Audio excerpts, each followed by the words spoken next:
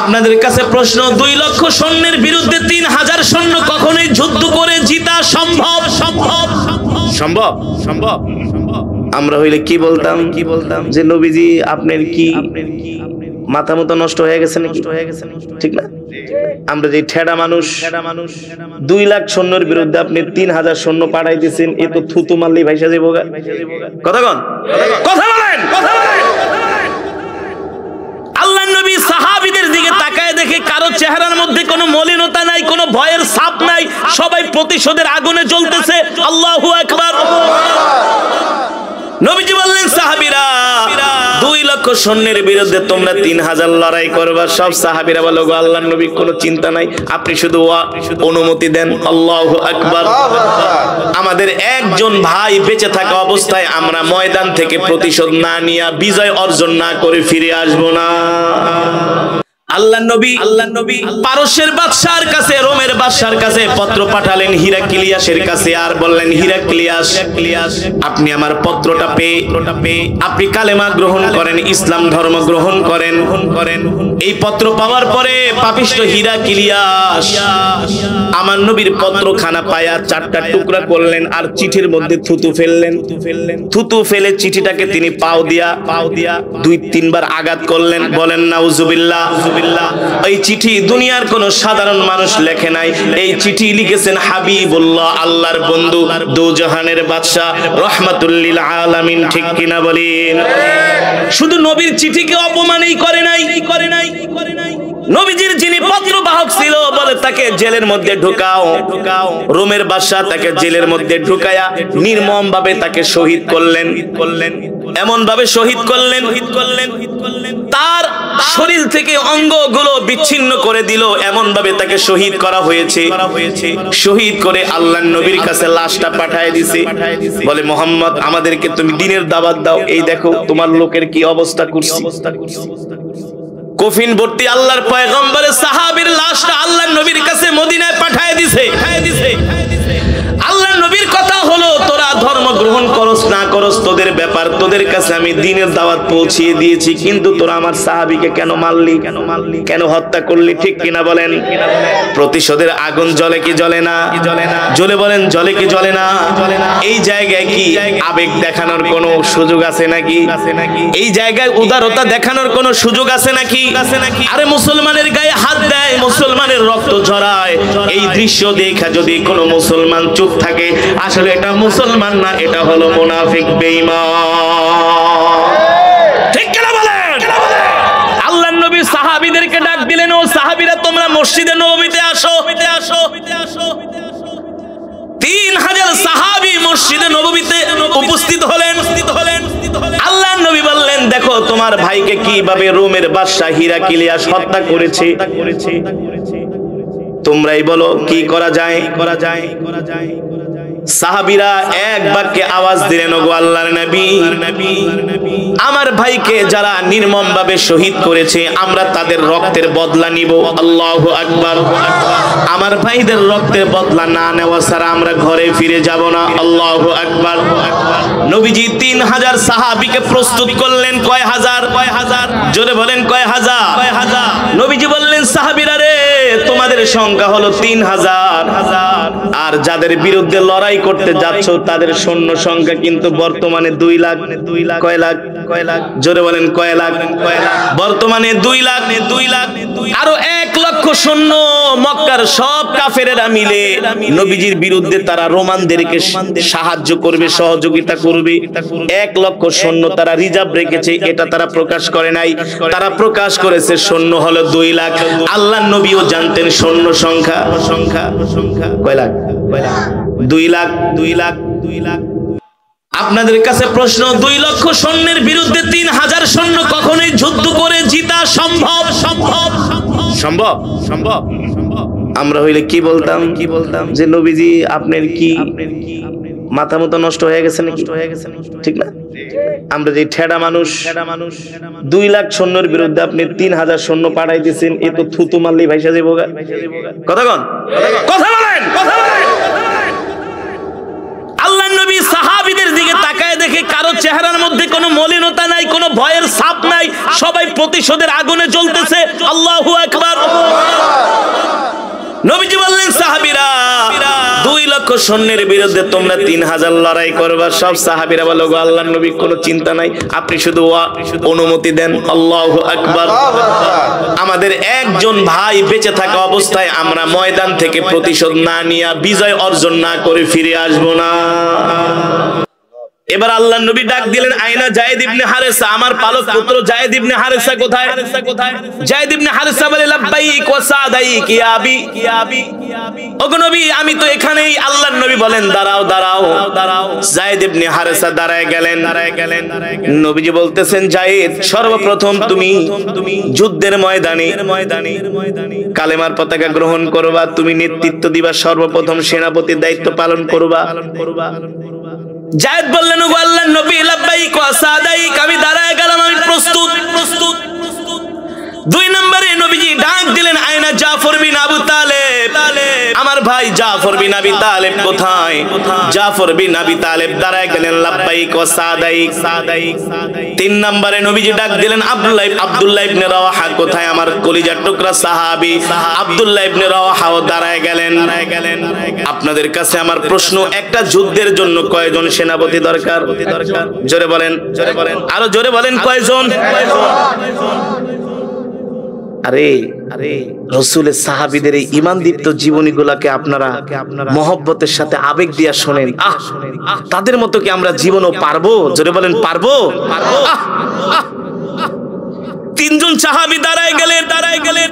যুদ্ধের ময়দানে সেনাপতি লাগে একজন।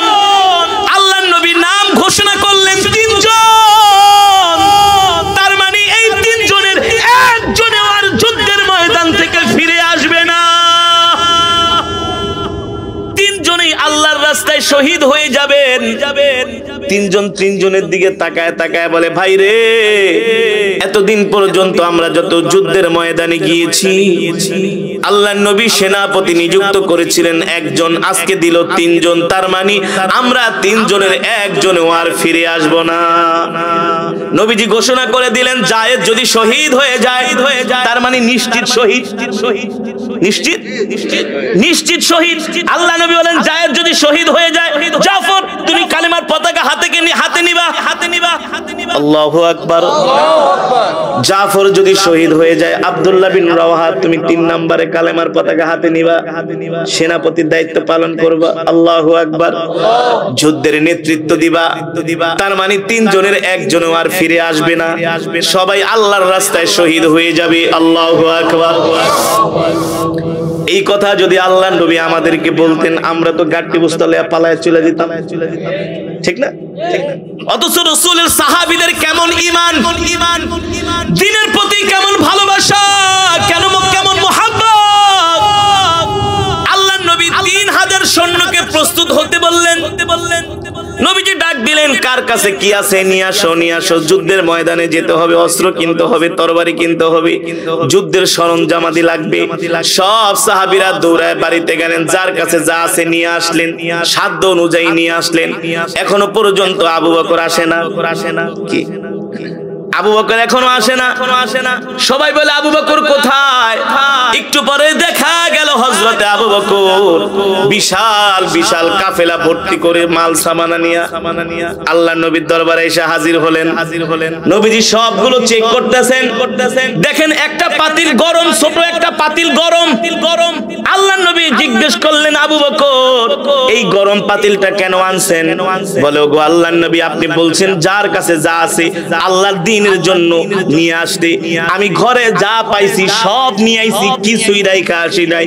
এমনকি আমার স্ত্রী এই পাতিলার মধ্যে গরম পানি করতেছিল, সেই পাতিলাটা পর্যন্ত নিয়ে আসছি। একটা কিছু ঘরে রাইখা আসি নাই, একটা কিছু ঘরে নাই, ছোট একটা সামানও ঘরে নাই। আমার আয়েশা পানি গরম করতেছিল, আমি আয়েশাকে বলি, আয়েশা পাতিলাটা দাও। আর পানি গরম করা লাগবে না, সব সম্পদগুলো আল্লাহর রাস্তায় দান করে দিব। আল্লাহু আকবার।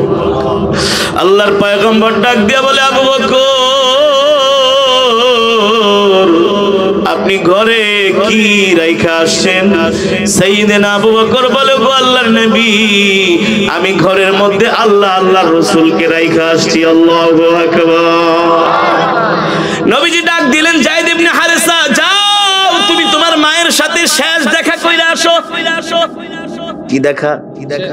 ও যুবক, জোরে বলো, কি দেখা? তোমরা তো ফুটবল খেলা, ক্রিকেট নিয়ে ব্যস্ত, তোমরা তো বাংলা সিনেমা নাটক নিয়ে ব্যস্ত, অথচ আল্লাহর নবীর সাহাবীরা কেমন করে দিনের জন্য জীবন দিছে। নবীজি বলেন, যাও তোমার মায়ের সাথে দেখা করে এসো। যায়েদ ইবনে হারেসা দাঁড়ায় বলে, গো আল্লাহর নবী, আপনি তো আমার পিতা, আর আমার আম্মা জান আয়েশা রাদিয়াল্লাহু তাআলা আনহা তো এখানে আছে। আল্লাহু আকবার। আমার আর বাড়িতে যাওয়ার দরকার নাই। 2 নম্বরে নবীজি বললেন, জাফর, যাও তুমি তোমার স্ত্রীর সাথে দেখা করে এসো।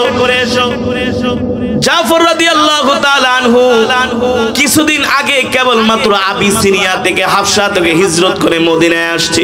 অনেক দিন পর্যন্ত বাড়ির বাহিরে ছিল, মাত্র 4-5 দিন আগে মদিনায় আসছে। আবার যুদ্ধের ডাক পড়ে গেছে, স্ত্রী সন্তানের সাথে ভালো করে দেখা সাক্ষাৎ হয় নাই। জাফর বিন আবি তালেব দৌড়ায় বাড়িতে গেলেন, তার স্ত্রী তার জন্য রান্না করতেছে। জাফর রাদিয়াল্লাহু তাআলা আনহু স্ত্রীকে ডাক দিলেন, আইনা জাওজি, তাল, ও আমার স্ত্রী, তুমি এদিকে আসো। স্ত্রী ডাক দিয়ে বলে, কেন স্বামী গো, আমি তো আপনার জন্য খাবার প্রস্তুত করতেছি।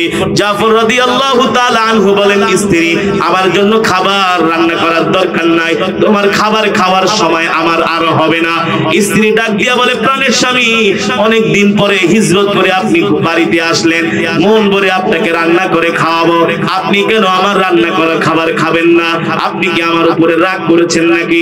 জাফর রাদিয়াল্লাহু তাআলা আনহু বলে, স্ত্রী রে, আমি তোমার উপর রাগ করি নাই। ওই স্ত্রী, তুমি তো জানো না আল্লাহর নবী আমাকে জিহাদের ময়দানে সেনাপতির দায়িত্ব দিয়েছেন। আল্লাহু আকবার। স্ত্রী ডাক দিয়া বলে, আপনি না মাত্র 4 দিন আগে মদিনায় আসলেন। বলে, 4 দিন আগে আসলে কি হয়েছে? আল্লাহর নবী তো আমাকে যুদ্ধের ময়দানে সেনাপতির দায়িত্ব দিয়েছে, আমি এখন যুদ্ধের ময়দানে চলে যাব। স্ত্রী ডাক দিয়া বলে, প্রাণের স্বামী, এই কথা কেন বলেন? আপনাকে ভালো করে দেখতেও পারলাম না, আপনার সাথে আমার ভালো করে কথাও হলো না। জাফর বিন আবি তালেব ডাক দিয়া বলে, স্ত্রী রে, মনে হয় না তোমার সাথে আমার আর সাক্ষাৎ হবে। জাফর বিন আবি তালেবের স্ত্রী ডাক দিয়া বলে, কেন গো প্রাণের স্বামী? জাফর বিন আবি তালেব বলে, এতদিন পর্যন্ত আমরা যত যুদ্ধের ময়দানে গিয়েছি, আল্লাহর নবী একজন সেনাপতির নাম ঘোষণা করেছেন, আজকে আল্লাহর নবী 3 জন সেনাপতির নাম ঘোষণা করেছেন। আমার আগে একজন, আমার পরে একজন, আমি মাঝখানে। তার মানে আমরা 3 জনের একজনও আর বেঁচে আসবো না, যুদ্ধের ময়দান থেকে শহীদ হয়ে যাব। আল্লাহু আকবার। জাফর বিন আবি তালেবের স্ত্রী বলে, প্রাণের স্বামী, আমি আপনার জন্য আল্লাহর দরবারে দোয়া করি, আল্লাহ যাতে আপনাকে আমার কাছে আবার ফিরায় আনে, আল্লাহ যাতে আপনাকে গাজী বানায় আমার কাছে ফিরায় আনে। জাফর বিন আবি তালেব স্ত্রীর মাথায় হাত দিয়া বলে, স্ত্রী রে, উল্টা দোয়া করো না গো স্ত্রী, কারণ আল্লাহর নবী আমার জন্য দোয়া করেছেন আমি যাতে যুদ্ধের ময়দানে শহীদ হয়ে যাই। আল্লাহু আকবার। জোরে বলেন আল্লাহু আকবার। স্ত্রী কান্না করে বলে, প্রাণের স্বামী, এটা কি বলেন? আপনি ছাড়া আমি কিভাবে বাঁচবো? ছোট ছোট 2টি বাচ্চা জাফর বিন আবি তালেবের, একজন আয়েশা কোলে ওঠে, আরেকজন আয়েশা কাঁধে ওঠে। বলে, বাবা আমাদেরকে ঘুরতে নিয়ে যান, বাবা এটা কিনে দেন, সেটা কিনে দেন। জাফর বিন আবি তালেব ডাক দিয়া বলে, বাবা রে, তোমরা কোল থেকে নামো, আমাকে যেতে দাও, আমার তো যুদ্ধের ময়দানে যেতে হবে। জাফর বিন আবি তালেবের স্ত্রী বলে, প্রাণের স্বামী, আপনি এভাবে আমাকে একা রেখে চলে যাবেন?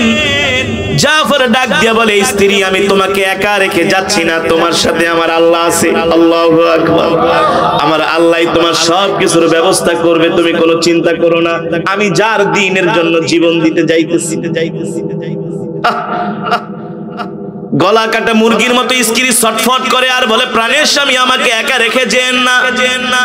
জাফর বিন আবি তালেব ডাক দিয়া বলে, স্ত্রী, আর বাধা দিও না, তোমার সাথে এই দুনিয়ার জমিনে আমার আর দেখা হবে না, আমি তোমার জন্য আল্লাহর জান্নাতের সিঁড়িতে অপেক্ষা করব। জাফর বিন আবি তালেব ঢাল আর তরবারি নিয়ে যুদ্ধের ময়দানে রওনা হয়ে গেলেন। তৃতীয় নম্বরে রাসূলের সাহাবী আব্দুল্লাহ বিন রাওয়াহা তার স্ত্রীর সাথে শেষ দেখা করার জন্য আসছে। কেবল মাত্র আজকেই বিবাহ করছে, এখনো বাসর ঘর হয় নাই। যুবক রে, আল্লাহর দ্বীনের জন্য রাসূলের সাহাবীরা কি কুরবানি না করছে রে যুবক। এই যুবক রাসূলের সাহাবী আব্দুল্লাহ বিন রাওয়াহা কেবল মাত্র আজকে নতুন বিবাহ করেছে। স্ত্রীর সাথে ভালো করে সাক্ষাৎ হয় নাই, বাসর ঘর হয় নাই। আল্লাহর নবী ডাক দিছে, মসজিদে নববীতে গেছে, তার নাম ঘোষণা হয়েছে। 3 নম্বরের সেনাপতির দায়িত্ব আল্লাহর নবী দিয়েছেন। নবীজি বলে, যাও যাও, তুমি তোমার স্ত্রীর সাথে দেখা করে আসো। যা। আব্দুল্লাহ বিন রাওয়াহা বলেন, আমি দৌড়ে বাড়ির দিকে আসতেছি, এখনো দরজা পর্যন্ত পৌঁছাই নাই। দরজার ওই পাশ থেকে আমি শুনতেছি মৃদু কণ্ঠে ঘর থেকে আমার স্ত্রীর কোরআনের তেলাওয়াত ভেসে আসতেছে। আমি দরজায় যেয়ে নক করলাম, স্ত্রী বললেন, ইফতাহিল বাব। ও প্রাণের স্বামী, আপনি দরজা খুইলা ভিতরে আসেন। আব্দুল্লাহ বিন রাওয়াহা ডাক দিয়া বলে, স্ত্রী রে, আমি আর ঘরের ভিতরে আসতে পারবো না। কেন পারবেন না গো প্রাণের স্বামী? ওই স্ত্রী আমার প্রিয়তমা, আল্লাহ নবী যুদ্ধের ময়দানে আমার নাম ঘোষণা করেছে, আমি 3 নম্বরের সেনাপতির দায়িত্ব পালন করব। আমার আগে 2 জন আর আমি হলাম 3 নম্বরে। আল্লাহ নবী এটাও বলে দিয়েছেন, যুদ্ধের ময়দানে আমরা 3 জনই শহীদ হয়ে যাব। 3 জনের একজনও আর ফিরে আসবো না। ঘর থেকে ডাক দিয়া বলে, প্রাণের স্বামী কি বলেন, কি বলেন? কেবলমাত্র বিবাহ কইরা আনলেন, আমার চেহারাটা ভালো করেও দেখলেন না, আমার সাথে ভালো করে পরিচয় হইলেন না। আব্দুল্লাহ বিন রাওয়াহা ডাক দিয়া বলে, ও প্রিয়তমা স্ত্রী, আল্লাহর নবী তো আমার নাম যুদ্ধের ময়দানে আমার সেনাপতির নাম ঘোষণা করছে, আমি 3 নম্বরের সেনাপতির দায়িত্ব পালন করব। তুমি আমার আর সময় নষ্ট করো না, তুমি আমাকে বিদায় দাও, তোমার সাথে আর কথা বলার সময় আমার নাই স্ত্রী। তবে তোমার জন্য আমি আল্লাহর জান্নাতের সিঁড়িতে অপেক্ষা করব। আল্লাহু আকবার। ভিতর থেকে স্ত্রী ডাক দিয়া বলে, প্রাণের স্বামী,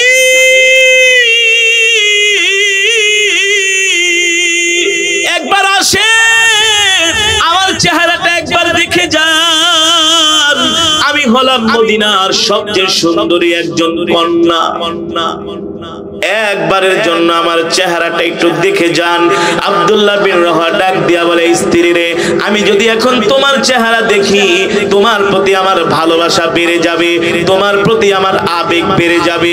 আমি চাই না এই সময় দুনিয়ার কোন মানুষের প্রতি আমার ভালোবাসা বাড়ুক। আমি তো আল্লাহর রাস্তায় আমার জীবন দেওয়ার জন্য যাইতেছি। আল্লাহু আকবার। জোরে বলেন আল্লাহু আকবার। যুবক, মুসলমান, এই হলো আল্লাহর দ্বীনের জন্য নিজের জীবনটাকে কুরবানি দেওয়া, ঠিক কিনা বলেন? 3000 সাহাবী প্রস্তুত হয়ে গেলেন। নবীজি নিজে 3000 সাহাবীকে সানিয়াতুল ওয়াদা পর্যন্ত পৌঁছে দিলেন। আল্লাহর কাছে দোয়া করলেন, আল্লাহ, আমার 3000 সাহাবীকে আপনার হাতে সুপর্দ করলাম, আপনি হেফাজত করিয়েন। আল্লাহু আকবার বলেন। এবার 3000 সাহাবী মদিনা থেকে সফর করে, হিজরত করে একেবারে জর্দানের সীমান্তের কাছে গিয়েছে। দূরত্ব হলো 1000 কিলোমিটার। 1000 মাইল দূরে যায় সাহাবীরা তাবু গেড়েছে। গোয়েন্দা পাঠালেন যে দেখো রোমানদের কি অবস্থা।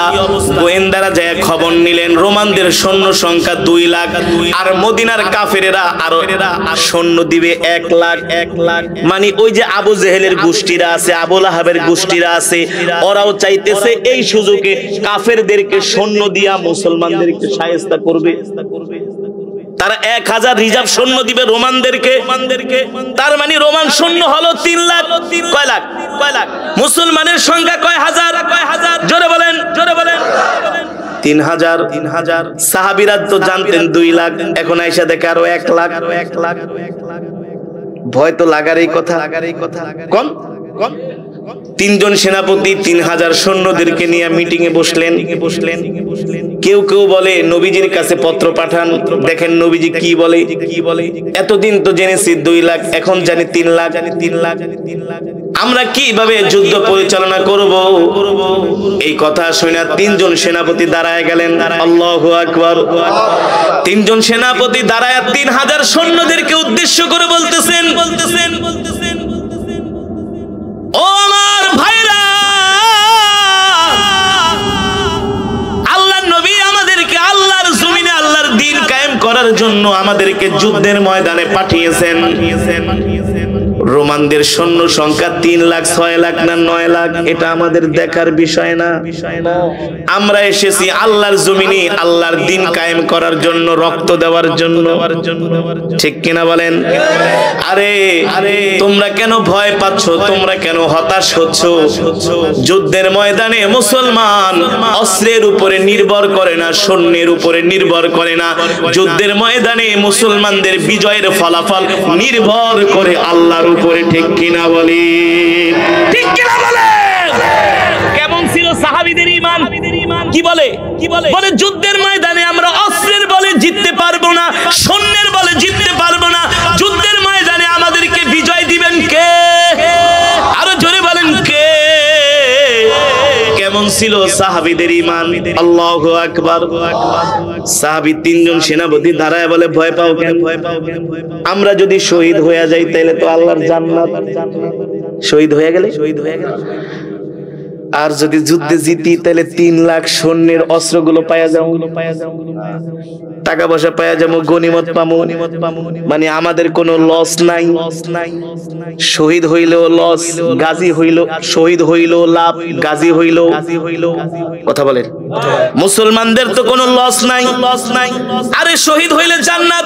আল্লাহু আকবার। আর যদি যুদ্ধে জিতা যায় 3 লক্ষ সৈন্যের গনিমতের মাল পাবো, মুসলমানদের অস্ত্র বাড়বো, টাকা বাড়বো। ঠিক কিনা বলেন? আমাদের তো কোনো লস নাই, চিন্তার কোনো কারণ নাই। আল্লাহু খায়রুন হাফিজাও ওয়া হুয়া আরহামুর রাহিমিন। আল্লাহ তাআলাই হলো উত্তম নিরাপত্তা দানকারী। ঠিক কিনা বলি? এই কথা বলে সাহাবীরা 3 লক্ষ কাফেরের বিরুদ্ধে মাত্র 3000 মুসলিম সৈনিক তারা যুদ্ধের ময়দানে নেমে গেলেন যুদ্ধ করার জন্য। রোমান সৈন্যরা বলে 3000 মোহাম্মদের বাহিনীর সাথে আমরা আধা ঘন্টা যুদ্ধ করব। কয় ঘন্টা? আধা ঘন্টা যুদ্ধ করে একবারে নাস্তা খামু। তোরা নাস্তাটা রেডি কর, এখন খাবার দরকার নাই। চল মাঠের থেকে একটা গোল্লা দিয়ে আসি। চল মাঠের থেকে একটা গোল্লা দিয়ে আসি, 3000 সাইজ করে আই, একবারে নাস্তা খামু। আল্লাহ কয় আয়। আল্লাহ বলে কি? আয়। তোদের কি মনে নাই? তোদের দাদারা, তোদের 14 গোষ্ঠীরা 313 জনের লগে বদরের প্রান্তরে তোকে 1000 মাইরা সাইজ করে ফেলাইছে। হারামজাদার বাচ্চারা আয়, আয় তোদেরকে মজা দেখাবো। আল্লাহু আকবার। রোমানরা বলে, এ সৈন্যরা নাস্তা খায়ও না। আমরা 3 লাখ সৈন্য যদি ওদের উপরে আমরা থুতু মারি, ওরা বাইসা যাবো। যুদ্ধ তো দরকারই নাই। আমরা 3 লাখ যদি হাতে তালি দিয়ে আওয়াজ দিই তো ওরা ভয় পেয়ে যাইব। আল্লাহ বলে, আয় যুদ্ধের ময়দানে আয়, দেখ আমি আল্লাহ 3000 কে কিভাবে বিজয় দান করি। আল্লাহু আকবার। জোরে বলেন আল্লাহু আকবার। প্রথমেই কালেমার পতাকা নিয়ে, তরবারি নিয়ে যায়েদ ইবনে হারেসা ঘোড়ার পিঠে চড়ে চলে গেলেন রোমানদের তাঁবুর মধ্যে, ভিড়ের মধ্যে। আল্লাহু আকবার। যেখানেই কাফেরদের পায় সেইখানেই তরবারি দিয়া কাফেরদেরকে হত্যা করে জাহান্নামে পাঠায়। যায়েদ ইবনে হারেসা মনে হয় পাখির মতো উড়ে উড়ে এক একটাকে মারতেছে। আল্লাহু আকবার। জোরে বলেন আল্লাহু আকবার। রোমান সৈন্যরা এই যুদ্ধের কৌশল দেখে ভয় পেয়ে গেল। কই কি রে, মনে করছিলাম আধা ঘন্টার মধ্যে নাস্তা খামু, এখন তো দেখতেছি অবস্থা খারাপ। আল্লাহু আকবার। যেই দিকে যায়েদ ইবনে হারেসা যায় সেই দিকে হাজার হাজার সৈন্যকে হত্যা করে। কেউ তার তার সামনে আইসা দাঁড়াইতে পারে না। আল্লাহু আকবার। একটার পর একটা তরবারি শুধু ভাঙ্গে আর কাফেরদেরকে মারে, ভাঙ্গে বাড়ি দিয়া না ওদেরকে কোবায় কোবায়। আল্লাহু আকবার। ওদেরকে আঘাত করে তরবারি দিয়া মারতে মারতে তরবারির মধ্যে কাফেরদের চর্বি রক্ত জমা যায়, আবার তরবারি পাল্টায়, আবার কাটে। আল্লাহু আকবার। এইভাবে করে কয়েক হাজার কাফেরকে মুহূর্তের মধ্যে জাহান্নামে ফালাই দিল। তার সামনে কেউ আইসা দাঁড়াইতে পারে না। কাফেরেরা দেখলো এইভাবে যদি যুদ্ধ করি, নাস্তা তো দূরের কথা, দুপুরের ভাত রাইতের খাবারও জুটবো না। কৌশল অবলম্বন করো। হাজার হাজার কাফের এসে যায়েদ ইবনে হারেসাকে চতুর্দিক থেকে ঘিরে ধরলেন। রিজার্ভ সৈন্য পাঠাইলো। চতুর্দিক থেকে একা মানুষ যায়েদ ইবনে হারেসার উপরে তারা তীর নিক্ষেপ করতেছে, তরবারি নিক্ষেপ করতেছে। কোনো লাভ হয় না, কোনো লাভ হয় না। আল্লাহ তাআলা তো চাইলে একজনের দ্বারাই যুদ্ধকে বিজয় দিতে পারতেন, কিন্তু আল্লাহ তাআলা তো তার এই বান্দার রক্তকে দ্বীনের জন্য কবুল করছেন। এই কারণে আল্লাহ তাআলা হাজার হাজার কাফেরকে হত্যা করার পরে যায়েদ ইবনে হারেসার ঘোড়ার উপরে তারা তীর নিক্ষেপ করলো।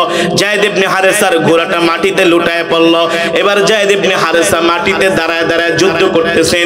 চতুর্দিক থেকে এমন করে তরবারি দিয়া আর তীর দিয়া যায়েদ ইবনে হারেসাকে আঘাত করা হচ্ছে।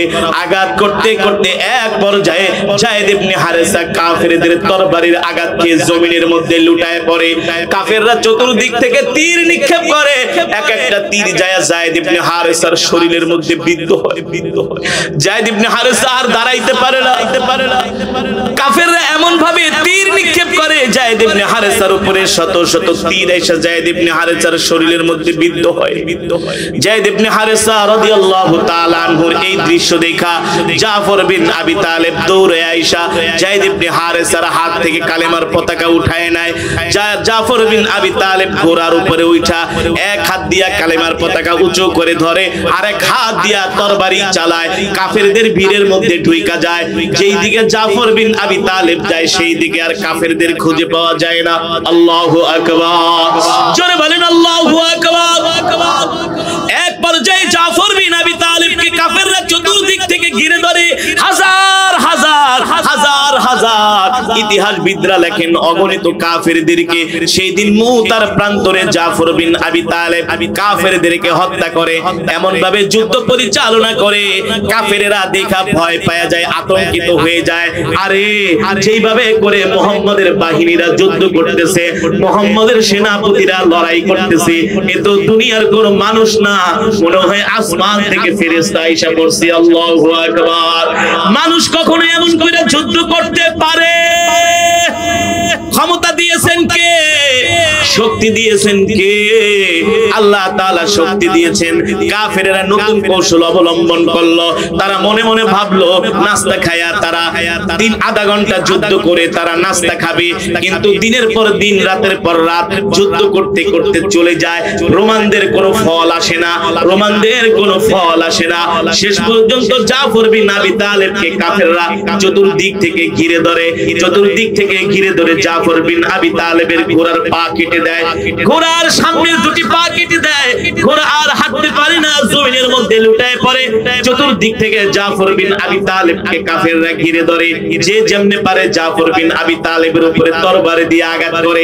একজন কাফের এসে জাফর বিন আবি তালেবের ডান হাতটা এমন জোরে একটা আঘাত করে, এক আঘাতে জাফর বিন আবি তালেবের ডান হাত কেটে যায়। জাফর বিন আবি তালেব কালেমার পতাকা দাঁত দিয়ে কামড় দিয়া ধইরা বাম হাত দিয়া তিনি তরবারি চালাইতে লাগেন। যেই দিকে যায় সেই দিকে আর কাফেরদেরকে খুঁজে পাওয়া যায় না। এভাবে করে হাজার হাজার কাফেরকে তিনি হত্যা করলেন। কাফেররা কোনোভাবেই তাকে দমাইতে পারে না, থামাতে পারে না। কি করা যায়, কি করা যায়? উল্টা দিক থেকে এসে জাফর বিন আবি তালেবের বাম হাতের উপরে এমন করে তরবারি দিয়ে আঘাত করে, আরেক আঘাতে জাফর বিন আবি তালেবের বাম হাত কেটে যায়। এখন ডান হাতও নাই, বাম হাতও নাই। আরেকজন কাফের এসে জাফর বিন আবি তালেবের ডান পাটা তরবারি দিয়ে আঘাত করে, আঘাত করে, আঘাত করে। শরীর থেকে ডান হাত বিচ্ছিন্ন, বাম হাত বিচ্ছিন্ন। জাফর বিন আবি তালেব কালিমার পতাকাটা দাঁত দিয়ে আঁকড়ে ধরে এমনি তাকায় আছে আসমানের দিকে। আল্লাহু আকবার। ডাক দিয়া বলে আল্লাহ, কাফেররা আমার ডান হাত কেটেছে, বাম হাত কেটেছে, কিন্তু তোমার দ্বীনের পতাকা আমি জমিনে পড়তে দেই নাই। এইভাবে করে জাফর বিন আবি তালেব কালেমার পতাকাটা দাঁত দিয়ে আঁকড়ায় ধরে আসমানের দিকে তাকায় আছে। একজন কাফের এসে তার ডান পা এমন জোরে আঘাত করলো, ডান পাটা কেটে গেল। জাফর বিন আবি তালেব জমিনের মধ্যে পড়ে গেলেন। আর একজন কাফের এসে তার বাম পাটা এমন জোরে আঘাত করলো, জাফর বিন আবি তালেবের বাম পাটাও কেটে গেল। এবার শরীরের মধ্যে দুই হাতও নাই, দুই পাও নাই। জাফর বিন আবি তালেবের নিথর দেহটা মুতার প্রান্তরে পড়ে আছে। ওই দিক থেকে আব্দুল্লাহ বিন রাওহা দৌড়ায় আসলেন, আয়েশা কালেমার পতাকাটা তার হাত থেকে নিলেন। জাফর বিন আবি তালেব সাহাবীদেরকে ডাক দিয়া বলে, এ সাহাবীরা, তোমরা আল্লাহর নবীকে বলে দিও কাফেরেরা আমার ডান হাত কেটেছে, আমি কালেমার পতাকা ছাড়ি নাই। আমার বাম হাত কেটেছে, আমি কালেমার পতাকা ছাড়ি নাই। আমার ডান পা কেটেছে, আমি কালেমার পতাকা ছাড়ি না, ছাড়ি না, ছাড়ি না। আমার বাম পা কেটেছে, আমি কালেমার পতাকা ছাড়ি নাই। কালেমার পতাকা, ইসলামের পতাকা আমি মাটিতে পড়তে দেই নাই। আমি দাঁত দিয়ে কামড় দিয়া আল্লাহর দ্বীনের পতাকা আঁকড়ে ধরে রেখেছি। আল্লাহু আকবার। তোমরা নবীজিকে এই ঘটনাটা বলো। এবার আব্দুল্লাহ বিন রাওহা আয়েশা কালেমার পতাকাটা তার হাতে নিলেন। নেওয়ার পরে তিনি যুদ্ধ শুরু করে দিলেন। এমন যুদ্ধ রণাঙ্গনে জাফর বিন আবি তালেব শাহাদাত বরণ করার সাথে সাথে জিবরাইল আল্লাহর নবীর দরবারে আয়েশা হাজির। ওগো নবীজি, একটু আগে জাফর বিন আবি তালেব মুতার প্রান্তরে শাহাদাত বরণ করেছেন। আল্লাহু আকবার। জিবরাইল বলে, ওগো নবীজি, এই যে দেখেন জাফরের অবস্থা। আল্লাহর নবী দেখেন জাফর রাদিয়াল্লাহু তাআলা আনহুর দুই হাত নাই, দুই পা নাই। দুই হাত দুই পা তার দেহ থেকে কাফেরেরা কেটে বিচ্ছিন্ন করে দিয়েছে। এই দৃশ্য দেখে আল্লাহর নবী সহ্য করতে পারলেন না। নবীজি কান্না করা শুরু করে দিলেন। নবীজি কান্না করা শুরু করে দিলেন। আল্লাহর নবী আল্লাহর কাছে দোয়া করলেন, আল্লাহ,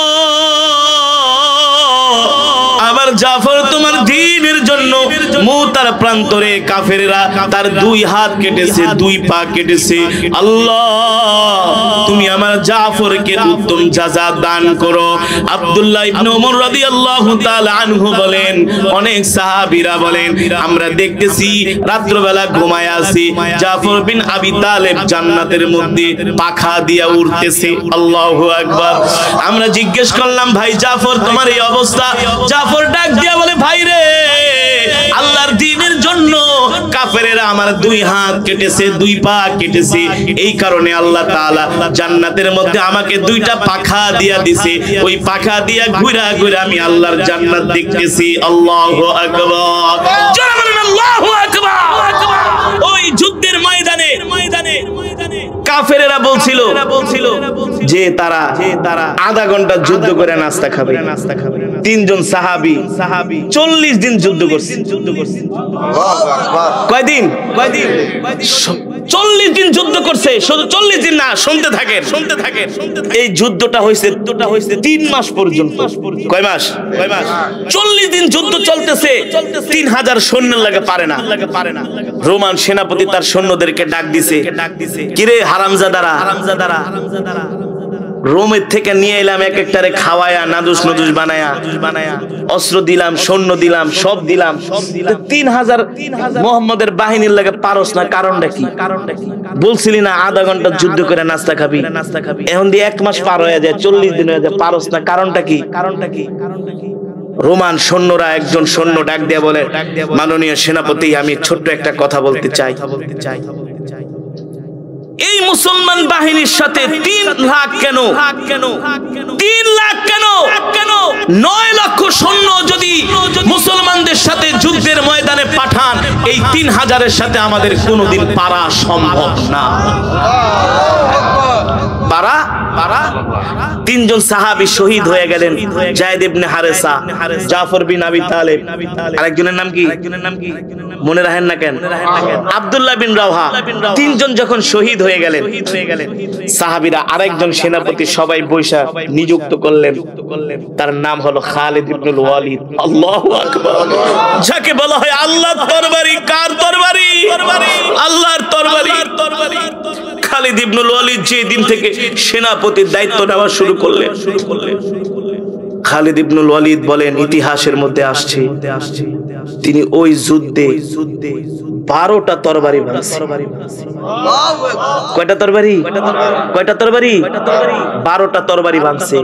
কাফেরদেরকে এমন কোবান কোবাইছে, মারতে মারতে তরবারি ভাঙিয়া গেছে গা। খালিদ ইবনুল ওয়ালিদ বলে আমি 12টা তরবারি পাল্টাইছি এই মুতার প্রান্তরে।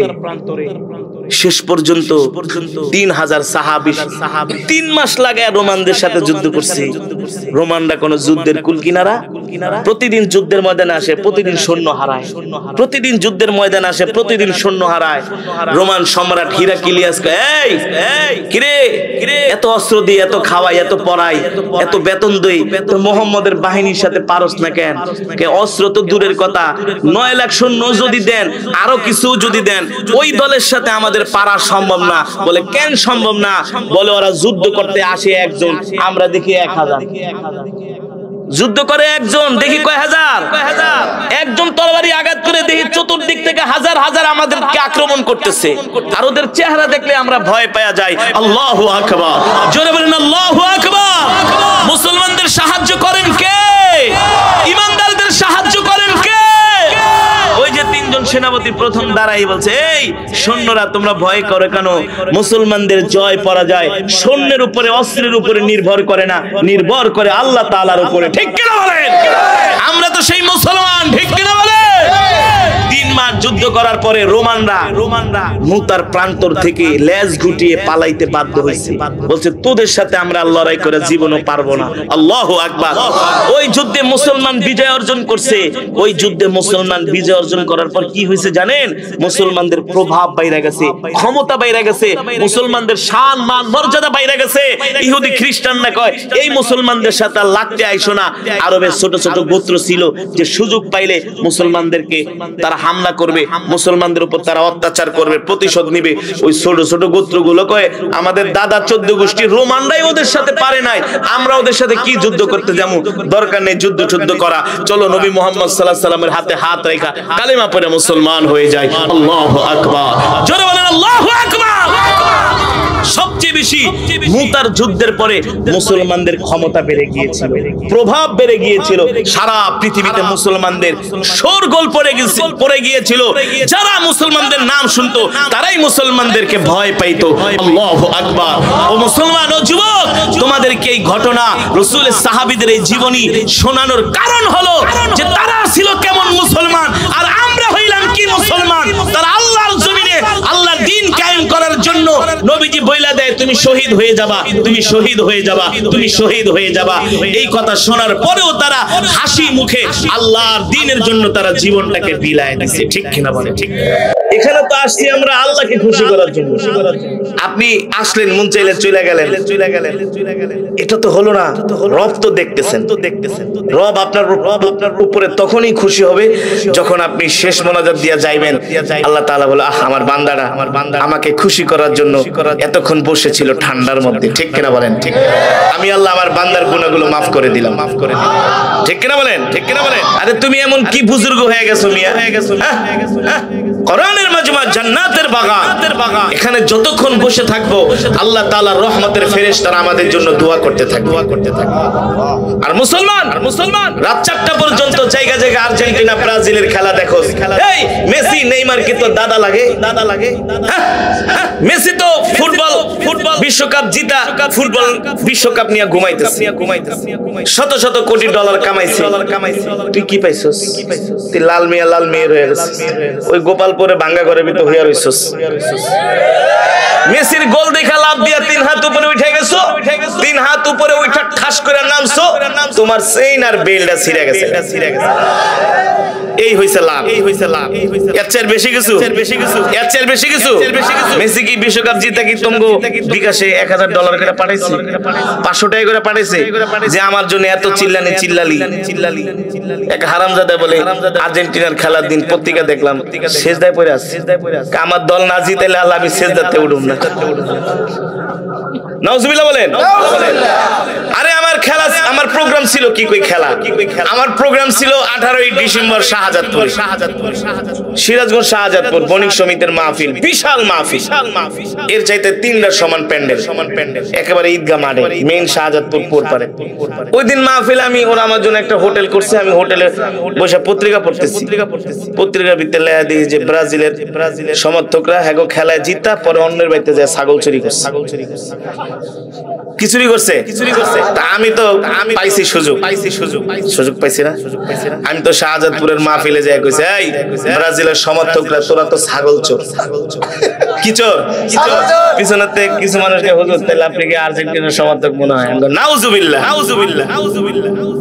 পরে 2 দিন পরে আবার কুমিল্লা মাহফিলে যেতেছি, আমার ড্রাইভারকে হুজুর ঘটনা কিন্তু একটা ঘটে গেছে, আমি কি ঘটনা, আপনি ব্রাজিলের ছাগল চোর কইছেন, আজকে কিন্তু আর্জেন্টিনা মিষ্টি কুমড়া চুরি করছে, মিষ্টি কুমড়া চুরি করে লইছে গেঞ্জির মধ্যে, পরে ওই যে পেট ফুইলা রইছে, এলাকায় মানুষ ধরছে, কিরে তুই মিষ্টি কুমড়া চুরি করছস কে?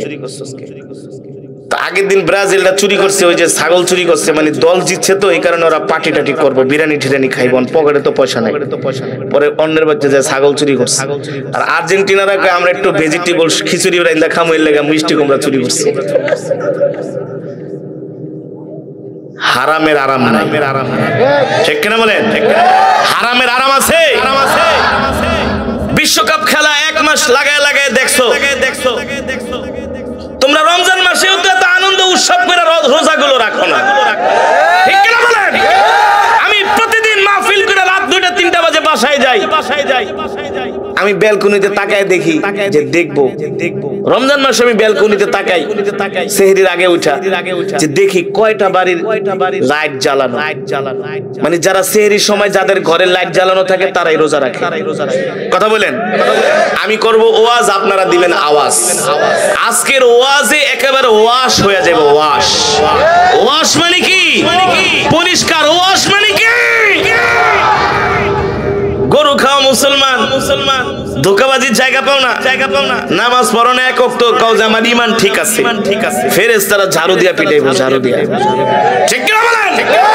আমি প্রতিদিন ওয়াজ মাহফিল থেকে যে আমি ব্যালকনিতে তাকায় দেখি যে আমার এলাকার কয়টা, এলাকা না পুরো ঢাকা শহর, আমি তো 4 তলায় থাকি, 4 তলার দাঁড়াইলে সবই দেখা যায়, দেখি কয়টা বাসার লাইট জ্বলে। এই ফুটবল খেলার সময় দেখি যে যেদিন আর্জেন্টিনা ব্রাজিল অন্য দলের খেলা, 100-র মধ্যে মনে হয় 110টারই বাতি জ্বলে। তার মানে সব বাসার মানুষগুলো জায়গা জায়গা খেলা দেখতেছে, কি দেখতেছে? খেলা দেখতেছে। আবার দল জিতলে আবার রাস্তায় নেমে মিছিল করে পটকা ফুটায়। আবার রমজান মাসে আমি ব্যালকনি যেয়ে তাকাই যে দেখি কয়টা বাড়িতে লাইট জ্বালানো, তার মানে যাদের বাড়িতে লাইট জ্বালানো তারাই রোজা রাখছে। বিশ্বাস করেন, শতকরা 60% সর্বোচ্চ 60-70% মানুষের বাসায় লাইট জ্বলে, আর সব বাসার বাতি বন্ধ, তার মানে ওরা রোজা রাখে, ঠিক কিনা বলেন? তাহলে মুসলমান ফুটবল খেলার আল্লাহর বিধান, আল্লাহর হুকুম মানার চাইতে তোমাদের কাছে ফুটবল খেলা প্রিয় হয়ে গেছে। আল্লাহ রাগ করবেন কি করবেন না? আল্লাহ অসন্তুষ্ট হবেন কি হবেন না? তাহলে আমরা আজকের মাহফিলে হৃদয় দিয়ে, মন দিয়ে শেষ পর্যন্ত কোরআনের মজমায় বসে থাকবে ইনশাআল্লাহ। তবে সময় কিন্তু বেশি না। আবার অত মনে করেন না যে হুজুর আপনি মনে হয় একেবারে রাত 2টা পর্যন্ত বসায় রাখবেন, 1টা পর্যন্ত না। আপনাদের চাইতে আমি ব্যস্ত বেশি। যতক্ষণ কথা বলবো ইমানি শক্তি দিয়া, ইমানি শক্তি বৃদ্ধির জন্য, আল্লাহর সন্তুষ্টির জন্য আমলের নিয়তে আমরা ততক্ষণ জমে জমে বসবো, একজনও উঠাউঠি করবো না। যে উঠবে সে ওয়াদা খেলাফ করলো, ঠিক কিনা বলেন? যে উঠবে বুঝা গেল ওর মধ্যে ফুটবল খেলার ভালোবাসা বেশি। আর যে ফুটবল খেলাকে ভালোবাসবে, মেসি নেইমারকে ভালোবাসবে, মেসি নেইমার নিঃসন্দেহে জাহান্নামে যাবে, কোনো সন্দেহ নাই। আছে কোনো সন্দেহ? যে সন্দেহ পোষণ করবো যে না মেসি আমার দলের খেলোয়াড়, মনে হয় বেহেশতে যাইতে পারে, তাহলে তোর ঈমান নাই। তোর কি নাই? ঈমান নাই। কারণ আল্লাহর কোরআন বলছে, আমি বলছি না, ইয়া আইয়ুহাল্লাযীনা আমানু লা তাত্তাখিযুল ইয়াহুদা ওয়ান নাসারা আউলিয়া বা'দুহুম আউলিয়া ও বা'দ। আল্লাহ বলছেন নবী দুনিয়ার মানুষদেরকে বলে দেন, ইহুদি খ্রিস্টানরা কখনো মুসলমানের বন্ধু হতে পারে না। ঠিক কিনা বলেন? বেশি জানো না আমার আল্লাহ জানে? জোরে বলেন কে জানে? সব আল্লাহ জানে, ঠিক কিনা বলেন? সে আল্লাহ বলতেছে ইহুদি খ্রিস্টানরা কখনো তোদের বন্ধু না, স্বার্থ আদায় করার জন্য তোদের সাথে বন্ধুত্ব করে, আর স্বার্থ আদায় হয়ে গেলে তোদেরকে লাথি মারে। ঠিক কিনা বলেন? আমরা সম্পর্ক করব আল্লাহ রাসূলের সাথে, আল্লাহর কোরআনের সাথে, ঠিক কিনা বলেন? আল্লাহ তাআলা আমাদের কবুল করুন, বলি আমিন। আর জোরে সরে বলি আমিন। তাহলে ওয়াজ শুরু করব তো ইনশাআল্লাহ। একজন উঠাটি করবেন না তো? কেউ উঠতে লইলে ইকরামের সাথে টান দিয়া বসায় দিবেন। আর যদি সেট ডাউন, ইমাম সাহেব একটা পাইছে মাশাআল্লাহ, আজি সাহেব 100 মাশাআল্লাহ, ঠিক না? খুব ভালো মানুষ, আল্লাহ হায়াতের মধ্যে বারাকাত দান করুন। কেউ যদি উঠতে চায় বসায় দিবেন। আর যুবকরা যদি উঠোস তাহলে বুঝবো তোর নাট ঢিলা হয়ে গেছে, তোরে দেওয়ার কোনো কাম হবে না, তুই বাদ। যেটা উঠবো এটা নাট ঢিলা। বৃদ্ধ বাবারা উঠতে পারে, তাদের বয়স হয়ে গেছে, বৃদ্ধ বাবাদের জন্য ছাড় আছে, কিন্তু যুবকরা উঠলে এটা কি মানা যায়? কোন মানা যায়? তোকে বয়সে বেড়া এই দাদারা নানারা বেটা 4 ঘন্টা 6 ঘন্টা বসে রয়েছে, আর তোমরা এই বসে ওই বই তো তোমরা খালি দেখো নাটক, সিনেমা আর হিন্দি গান, তা কি বসো কোরআনের মজমায়। আল্লাহ কবুল করুন, বলি আমিন। আর মুহাব্বতের সাথে বলি আমিন। ইন্নাল হামদালিল্লাহি নাহমাদুহু ওয়া নাস্তাঈনুহু ওয়া নাস্তাগফিরুহু ونؤمن به ونتوكل عليه ونعوذ بالله من شرور أنفسنا ومن سيئات أعمالنا من يهده الله فلا مضل له ومن يضلله فلا هادي له ونشهد أن لا إله إلا الله وحده لا شريك له ونشهد أن سيدنا ومولانا محمدا عبده ورسوله الذي أرسله بالحق بشيرا ونذيرا وداعيا إلى الله بإذنه وسراجا منيرا أما بعد فأعوذ بالله من الشيطان الرجيم بسم الله الرحمن الرحيم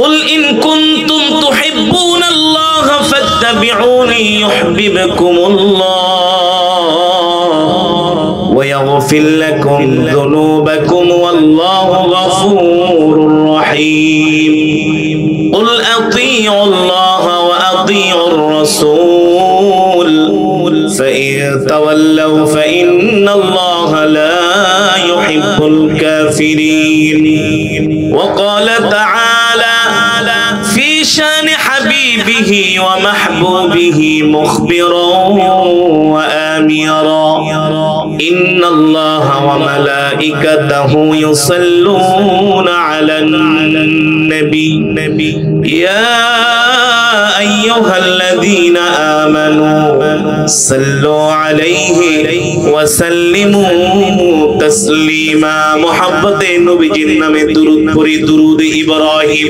নামাজের দুরূদ আওয়াজ করে আল্লাহুম্মা সাল্লি আলা মুহাম্মদ জোরে আওয়াজ করে وعلى آل إبراهيم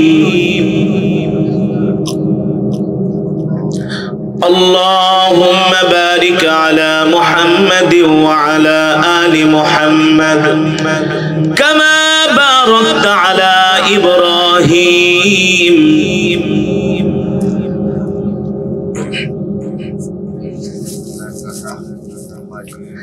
মুসলমান আপনারা এই যে দুরূদ শরীফ এত আস্তে আস্তে পড়তেছেন, কোনো আগ্রহ নাই, ভালোবাসা নাই, আবেগ নাই।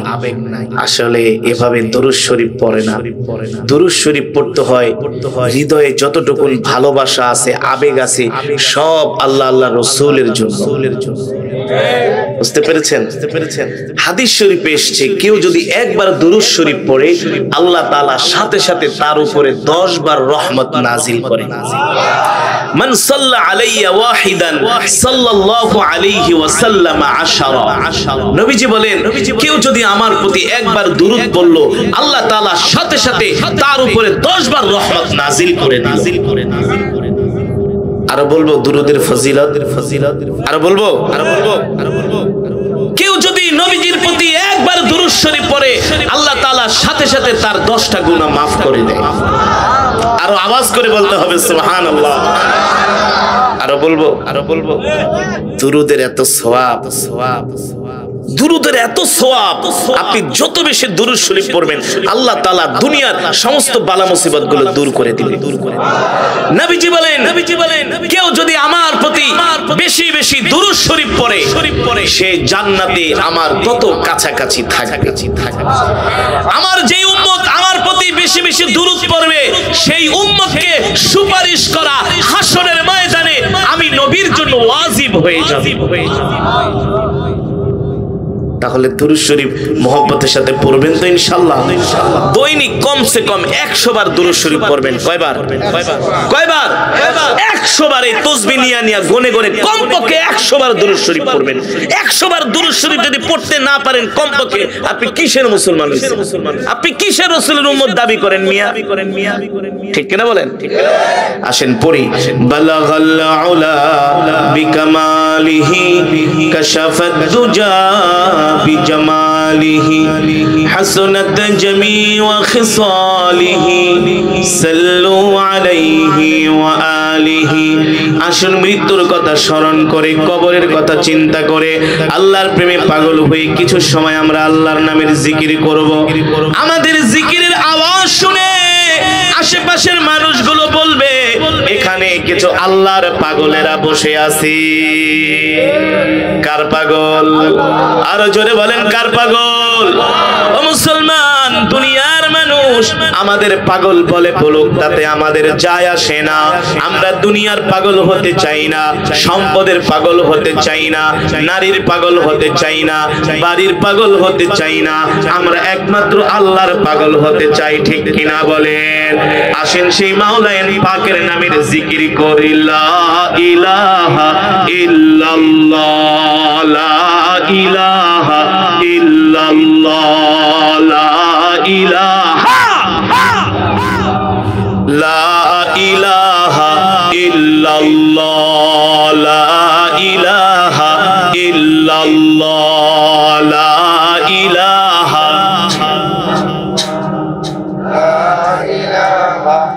illallah, la ilaha illallah, la ilaha লা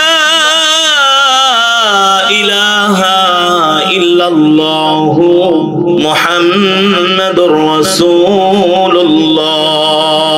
জোরে জোরে বলি সাল্লাল্লাহু। আলহামদুলিল্লাহ। আল্লাহ তাআলার দরবারে লাখ কোটি শুকর যে মহান আল্লাহ সুবহানাহু ওয়া তাআলা 50 দক্ষিণ পাড়া কেন্দ্র জামি মসজিদের উদ্যোগে প্রবাসীদের কল্যাণ কামনায় দোয়া 2 দিন ব্যাপী আজিমুশ শান ওয়াজ ও দোয়ার মাহফিল। উক্ত মাহফিলের মান্যবর শ্রদ্ধাভাজন সভাপতি জনাব আলহাজ মামুন হুসাইন, আমার মুহাব্বতের ভাই। আজকের মাহফিলের আরেক সার্বিক পরিচালনায় আছেন জনাব মোহাম্মদ আলী ভাই, ফরহাদ আলী ভাই, সেক্রেটারি অত্র জামে মসজিদ ম্যানেজিং কমিটি। আজকের মাহফিলের প্রধান অতিথি অত্র অঞ্চলের এমপি মহোদয়। আরো আছেন দূর দূরান্ত থেকে আগত ইসলাম প্রিয়, দিন প্রিয় আমার কলিজার টুকরা যুবক বন্ধুরা, বৃদ্ধ বাবারা, পর্দার অন্তরালে সম্মানিত মা ও বোনেরা। আল্লাহ তাআলার দরবারে লাখ কোটি শুকর যে মহান আল্লাহ সুবহানাহু ওয়া তাআলা আজকে আমাদেরকে এত সুন্দর কোরআন ও হাদিসের মাজমা, জান্নাতের বাগান, এই বাগানে আল্লাহ তাআলা আপনাকে আমাকে আসার বসার তৌফিক দিয়েছেন, সুযোগ করে দিয়েছেন। এজন্য শুকরিয়াতান আদায় করি, বলি আলহামদুলিল্লাহ। মুসলমান, আপনারা মনে করতেছেন হুজুর এই শীতের মধ্যে ওয়াজ মাহফিলে আসছি, একেবারে আল্লাহ জান্নাত কামাই করে ফেলেছি। হুজুর এই মাহফিলে আইসা আমরা একেবারে দিনের অনেক বড় উপকার করে ফেলেছি। মনে করতে পারেন হুজুর এই শীতের ভিতরে আমরা অনেক দূর থেকে ওয়াজ মাহফিলে আসছি, অনেক বড় কিছু আমরা কামাই করে ফেলেছি, আমাদের জান্নাতে যাওয়ার জন্য আর কিছু দরকার নাই। ও মুসলমান, শুধু এমন ওয়াজ মাহফিল না, এমন দিনের কাজ না, এই ইসলামের জন্য আল্লাহর নবী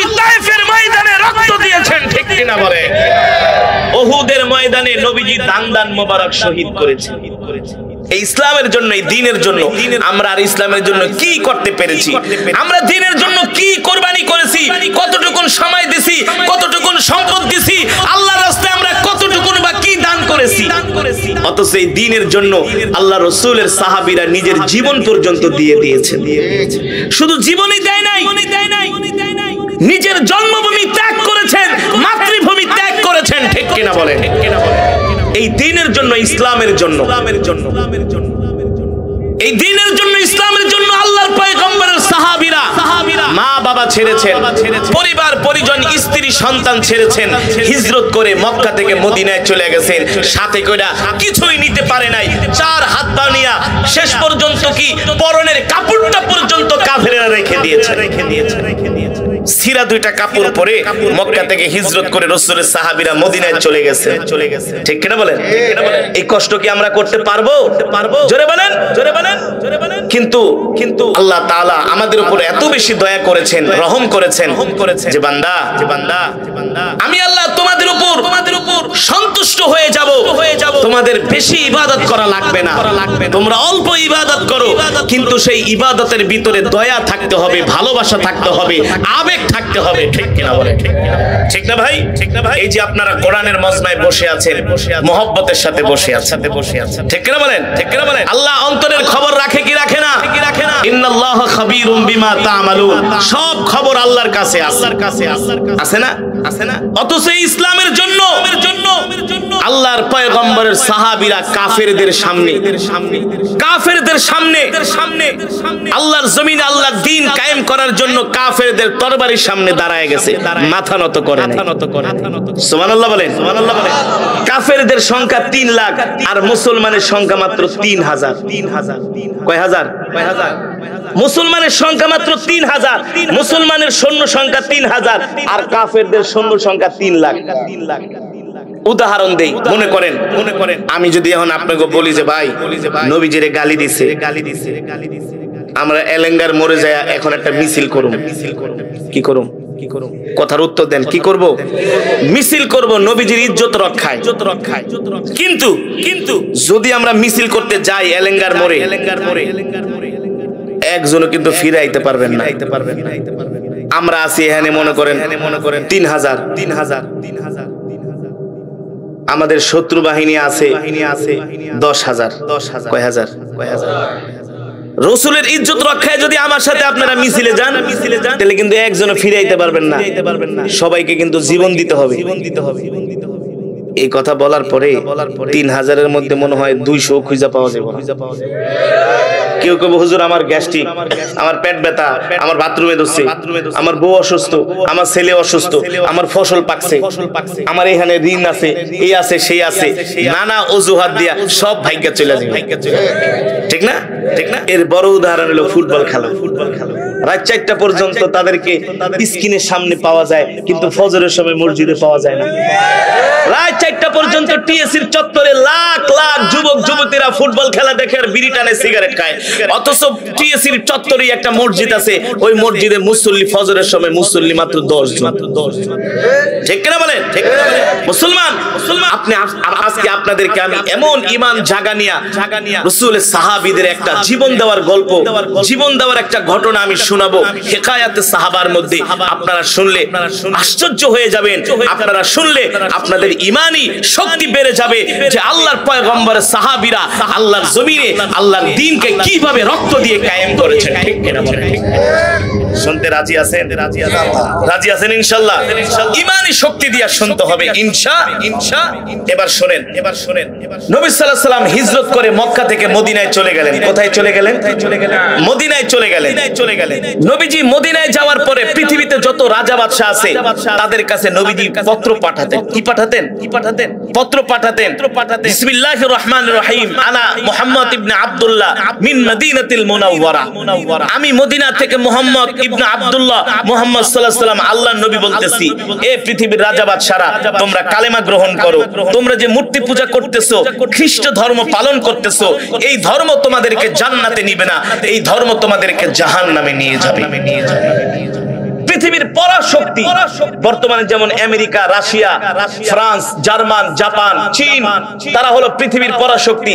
এমন রাজা বাদশাদের কাছে নবীজি মদিনা থেকে পত্র পাঠাতেন। কি পাঠাতেন? কেন পাঠাবেন না? নবী তো সত্য নবী, ঠিক কিনা বলেন?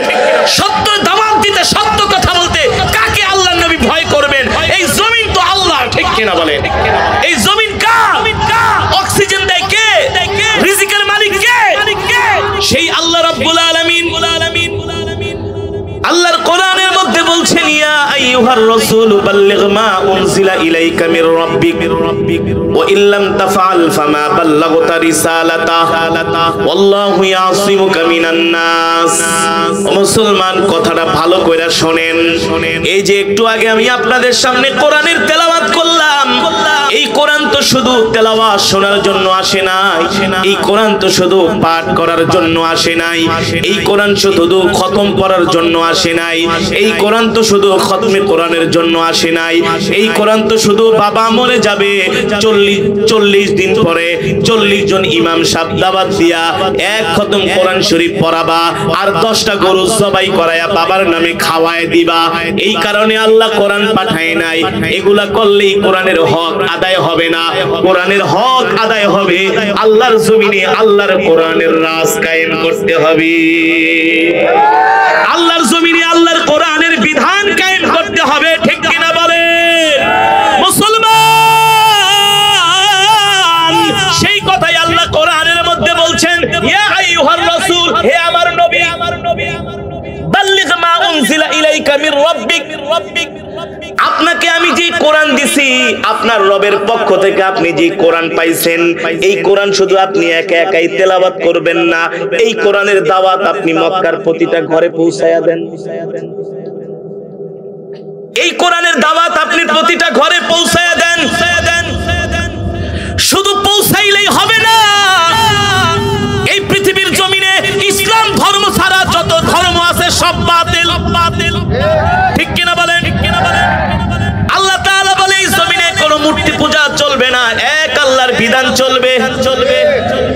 কথা বলেন। আল্লাহ তাআলার নির্দেশ পায়া আল্লাহর নবী আল্লাহর জমিনে কোরআনের রাজ কায়েম করবেন। পৃথিবীর পরাশক্তি রাজা বাদশাদের কাছে পত্র প্রেরণ করা শুরু করলেন। তৎকালীন পরাশক্তি ছিলেন পারস্যের বাদশা, রোমের বাদশারা।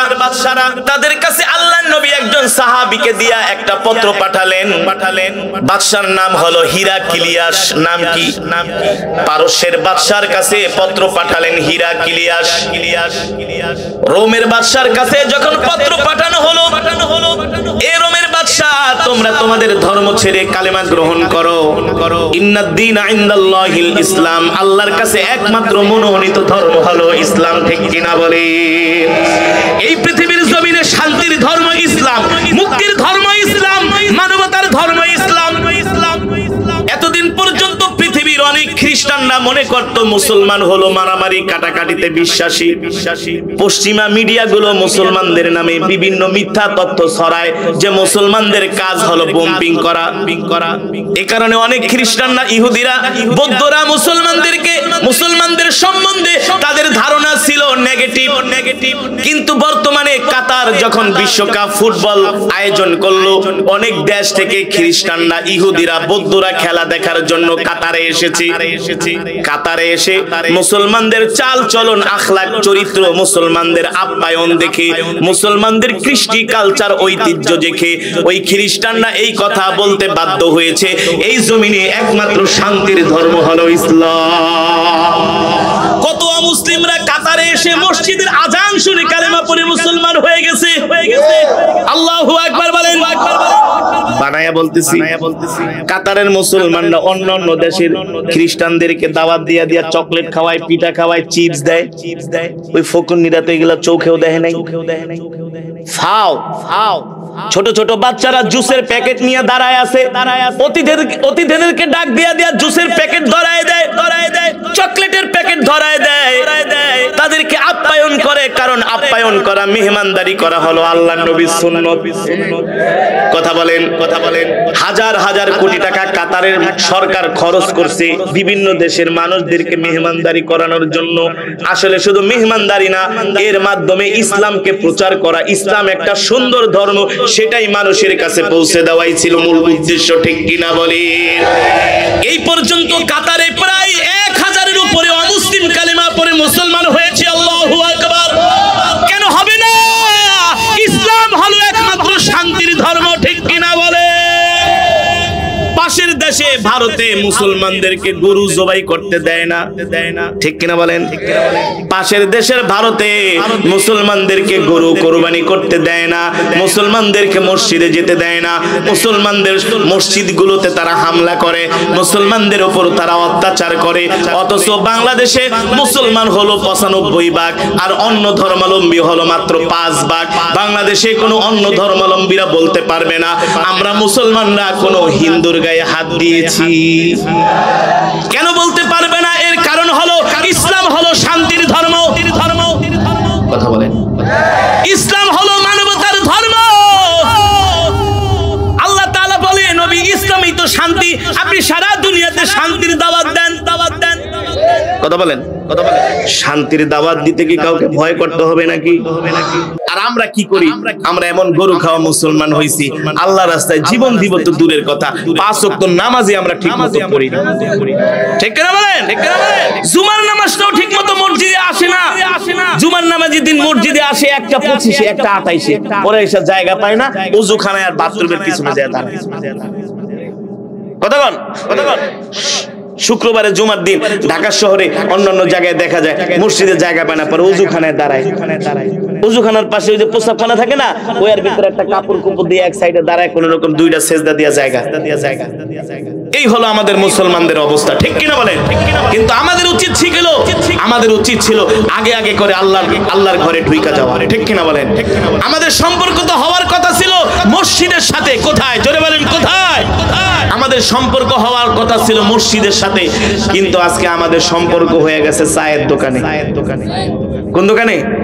চায়ের দোকানে যায় বাংলা সিনেমা না দেখলে আমাদের আর ঘুমই আসে না, মনটা ছটফট করে যে আজকে দোকানে গেলাম না, বাংলা সিনেমাও দেখলাম না। আমার কথার যুক্তি আছে কি আছে না? আমার কথার সত্যতা আছে কি আছে না? এই কারণে মুসলমান, আমরা যদি আল্লাহ রাসূলের সাহাবীদের মতো ঈমানওয়ালা মুসলমান হতে চাই, তাহলে আমাদেরকেও আল্লাহর দ্বীনের জন্য জান দিতে হবে, আল্লাহর দ্বীনের জন্য মাল দিতে হবে। জান আর মাল দেওয়ার শক্তি আমাদের মধ্যে কখন আসবে? সেই ঈমানের পাওয়ার কখন আসবে? যখন আমরা সকাল সন্ধ্যা কোরআন তেলাওয়াত করব, 5 ওয়াক্ত নামাজ পড়ব, ঠিক কিনা বলেন? কয় ওয়াক্ত নামাজ পড়ব? 5 ওয়াক্ত নামাজ পড়ব। যখন আমরা ইসলামের উপরে থাকব, দ্বীনের উপরে থাকব, তখন আমাদের ঈমানী শক্তি বৃদ্ধি হবে। আল্লাহ সেই কথাই কোরআনে বলছেন, ওয়া ইযা তুলিয়াত আলাইহিম আয়াতুহু যাদাতুহুম ঈমানা। কোরআনের তেলাওয়াত করলে ঈমান বৃদ্ধি পায়, ঠিক কিনা বলেন? মুসলমান, আজকের মাহফিল থেকে আপনাদেরকে উদাত্ত আহ্বান জানাচ্ছি, যেমন করে কোরআনের মাহফিলে হাজির হয়েছেন, ঠিক এমন করে প্রতি ওয়াক্তে 5 ওয়াক্ত নামাজে মসজিদে হাজির হবেন ইনশাআল্লাহ। কে রাজি আছেন? হাত তুলে আল্লাহকে দেখান। নারে তাকবীর, নারে তাকবীর।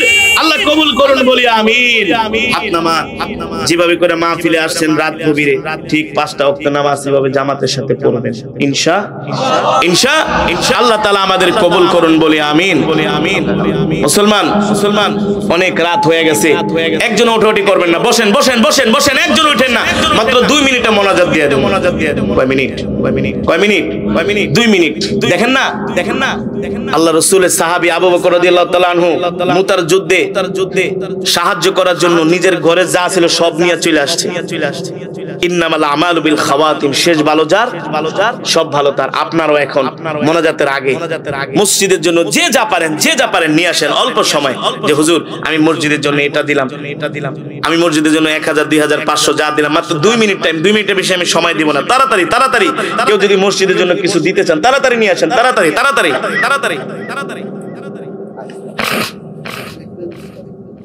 ব্যাগ দিব, ব্যাগ, ঠিক আছে। মাশাআল্লাহ। হ্যাঁ, আব্দুর রহমান 500 টাকা দাদা দাদির জন্য। এই ব্যাগ নিয়ে ঢুকে যান। এই যুবকরা তোমরা কই কোথায়? তাড়াতাড়ি ব্যাগ নিয়ে ঢুকে যাও। একজন উঠাটি করেন, আমরা এখনই মোনাজাত দিয়ে দেব। এই যে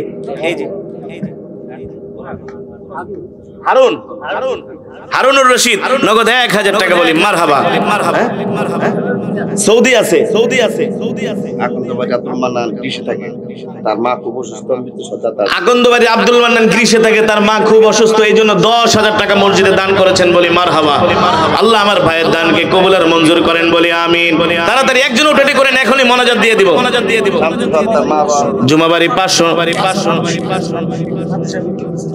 الحمد لله رب العالمين والصلاة والسلام على سيد الأنبياء والمرسلين وعلى آله وصحبه أجمعين ربنا ظلمنا أنفسنا وإن لم تغفر لنا وترحمنا لنكونن من الخاسرين ربنا آتنا في الدنيا حسنة وفي الآخرة حسنة وقنا عذاب النار রব্বুল আলামিন মেহেরবানি করে আজকের মাহফিলকে কবুল করে নেন। আয় আল্লাহ, আজকে যে মসজিদের উদ্যোগে মাহফিল, প্রবাসীদের কল্যাণে মাহফিল, প্রবাসীদের দোয়া কামনায় মাহফিল, অত্র এলাকার ধর্মপ্রাণ মুসলমান মিলে আজকে যে মাহফিলের আয়োজন করেছে, আল্লাহ মেহেরবানি করে এই মাহফিলকে কবুল আর মঞ্জুর করে নেন। এই মাহফিলের সওয়াব কোটি কোটি গুণ বাড়ায়া সর্বপ্রথম কলিজার টুকরা পেয়ারা নবীজির সোনার মদিনায় পৌঁছে দেন। আয় আল্লাহ, পেয়ারা নবীজির পরিবার পরিজন আহলে বায়াতদের আরওয়াহ পাকের হাদিয়া পৌঁছে দেন। আয় আল্লাহ, বদরের সাহাবী, উহুদের সাহাবী, খন্দকের সাহাবী, আল্লাহ মউতার প্রান্তরে আল্লাহ হযরত সাহাবায়ে কেরাম যারা দ্বীনের জন্য শাহাদাত বরণ করেছেন, সমস্ত সাহাবায়ে কেরামের আল্লাহ পাকের হাদিয়া পৌঁছে দিয়া আল্লাহ জান্নাতুল মুআল্লা, জান্নাতুল বাকিতে যারা শুয়ে আছেন, আল্লাহ সমস্ত সাহাবায়ে কেরামের আল্লাহ পাকের হাদিয়া পৌঁছে দেন। আয় আল্লাহ, বাবা আদম থেকে শুরু করে আজ পর্যন্ত যত মুমিন মুমিনাত, মুসলিম মুসলিমাত সারা পৃথিবীর মাটির নিচে যারা শুয়ে আছেন, সকলের আল্লাহ পাকের হাদিয়া পৌঁছে দেন। মেহেরবানি করে মালিক, আজকের মজমায় যারা উপস্থিত হয়েছেন, মা বোনেরা মিলে, আমার কলিজার টুকরা যুবক ভাইরা, বাবারা মিলে আমরা যারা উপস্থিত হয়েছি, আমাদের যাদের মা বাবা বেঁচে নাই, মা বাবার কবরকে জান্নাতের বাগান বানায় দেন আল্লাহ।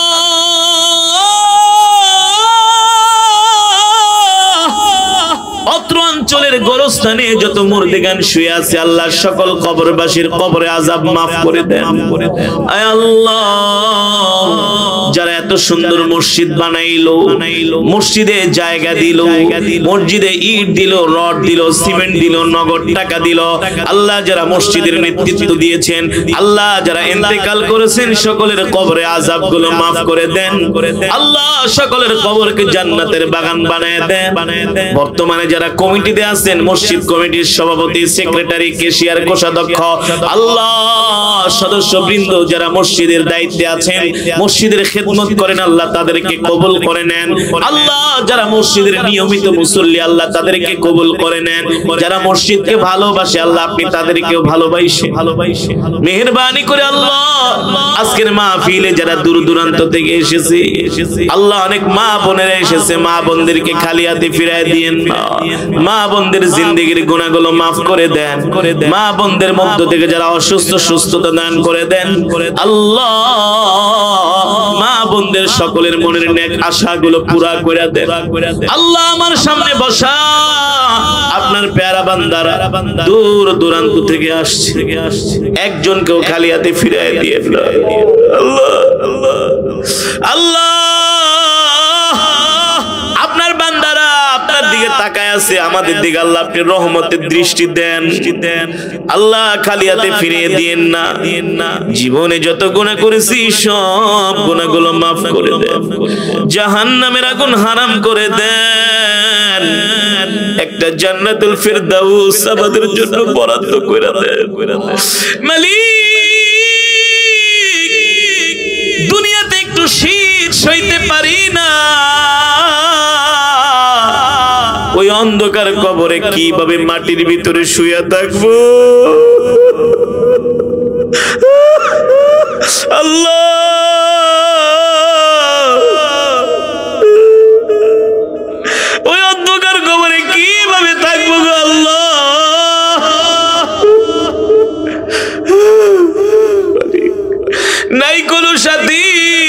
নাই কোনো বাতি।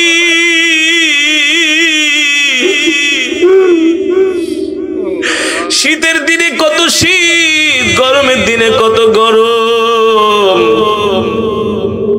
বিছানা নাই, আসবাবপত্র নাই, দরজা নাই, জানালা নাই।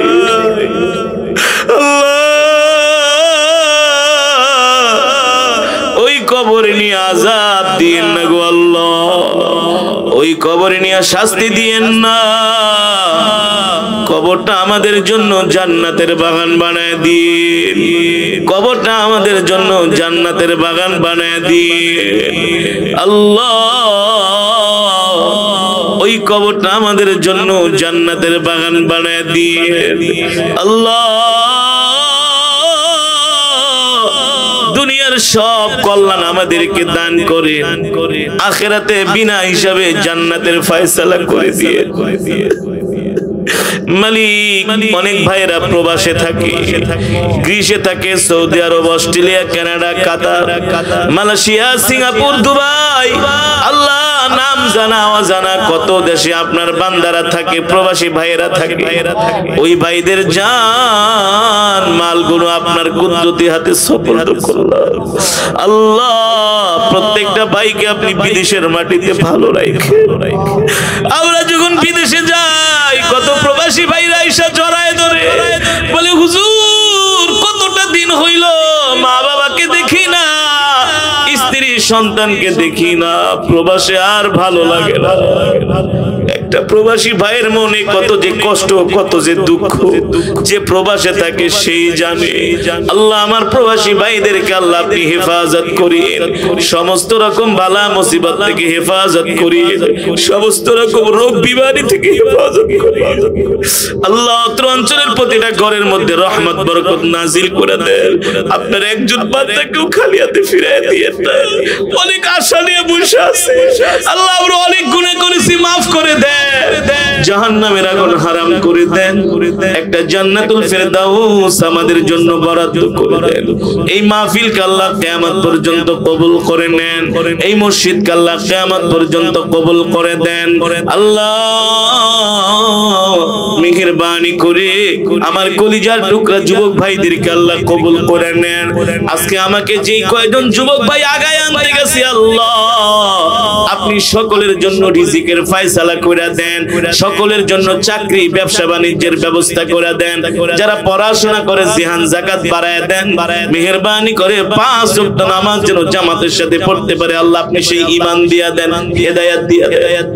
রব্বির হামহুমা কামা রব্বায়ানি সগীরা, রব্বির হামহুমা কামা রব্বায়ানি সগীরা। মালিক, যেই দিন মৃত্যুর পরোয়ানা জারি হয়ে যাবে, আজরাইল আমাদের সামনে এসে হাজির হবে, সেই কঠিন মুসিবতের সময়, কঠিন